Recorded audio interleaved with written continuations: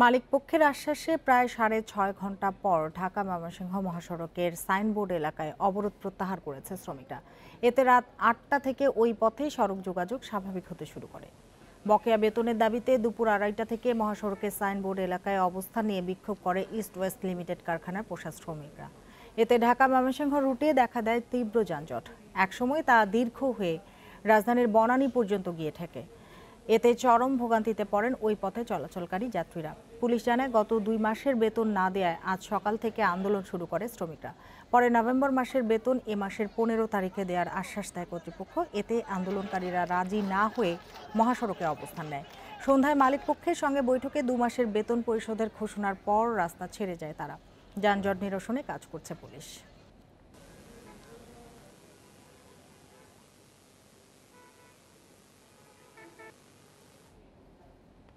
এ নিয়ে বিস্তারিত জানাতে যোগ দিয়েছেন সহকর্মী নাহিদ কামাল। নাহিদ, আপনি এই মুহূর্তে কোথায় অবস্থান করছেন? আর অবরোধ তো প্রত্যাহার করে নিয়েছে শ্রমিকরা।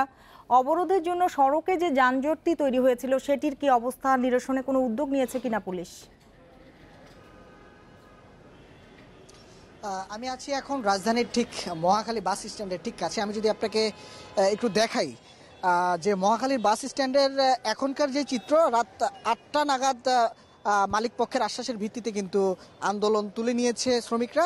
এরপরে মূলত হচ্ছে যান চলাচল অনেকটা চলতে শুরু করেছে, কিন্তু এখনও কিন্তু যেই আপনি দেখতে পাচ্ছেন যে এখানে কিন্তু অনেক যানবাহন দাঁড়িয়ে আছে, যারা এখন অপেক্ষা করছে। মূলত আসলে ৮টার পর থেকেই যান চলাচল কিছুটা স্বাভাবিক হয়ে আসছিল, তবে এখন যেই যানজটটি দেখতে পাচ্ছেন এটি হচ্ছে স্বাভাবিক সময়। এই সময় এমনিতেই এই রাস্তাটির মধ্যে দীর্ঘ সময় যানজট লেগে থাকে, যার কারণে কিন্তু আজকে প্রায় দুপুর ২:৩০ থেকে শুরু করে আপনার ইস্ট ওয়েস্ট গার্মেন্টসের যে কারখানার যে শ্রমিকরা রয়েছে তাদের আন্দোলনের কারণে কিন্তু পুরো একেবারে গাজীপুর থেকে শুরু করে উত্তরা, টঙ্গী, তারপর হচ্ছে আপনার বনানী, এরপরে মহাখালী থেকে শুরু করে একেবারে সর্বশেষ আমি যখন রাত 7:30 পর্যন্ত এসব এলাকা পর্যবেক্ষণ করছিলাম তখন দেখেছি প্রায় মগবাজার পর্যন্ত কিন্তু এই যানজট গিয়ে থেমেছে।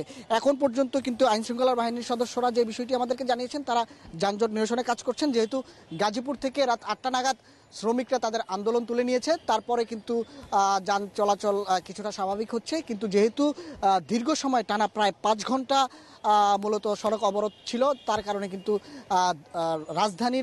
রাজধানীর প্রায় মগবাজার পর্যন্ত এই যান চলাচল প্রায় বন্ধ ছিল বলে বলতে পারি। আমরা যদি আপনাকে একটু দেখাই, মহাখালীর এই জায়গাটি একটি ব্যস্ততম সড়ক। এখানে টার্মিনাল রয়েছে, টার্মিনালের যেসব দূরপাল্লার যানবাহন আছে সেগুলো কিন্তু বেরোতে পারেনি, যার কারণে কিন্তু ভোগান্তি অনেকটা চরমে। এছাড়া বিকেল নাগাদ যারা অফিস শেষ করে বাড়ি ফেরার জন্য রওনা হয়েছিল তারা কিন্তু এখনও অনেকেই রাস্তাতেই আটকা পড়ে আছে। আমরা বেশ কিছু মানুষের সাথে কথা বলেছিলাম। এছাড়া আরও বেশ কিছু আমরা দৃশ্য দেখেছি, যার মধ্যে হচ্ছে বেশ কিছু অ্যাম্বুলেন্সও কিন্তু রাস্তাঘাটের মধ্যে আটকা পড়েছে। এরপরে কিন্তু আইনশৃঙ্খলা বাহিনীর সদস্য যারা আছেন তারা তাদেরকে বিকল্প পদ্ধতিতে বলা চলে রং রুটেই তাদেরকে অ্যাম্বুলেন্স যেগুলো ছিল সেগুলোকে পার করার ব্যবস্থা করেছে।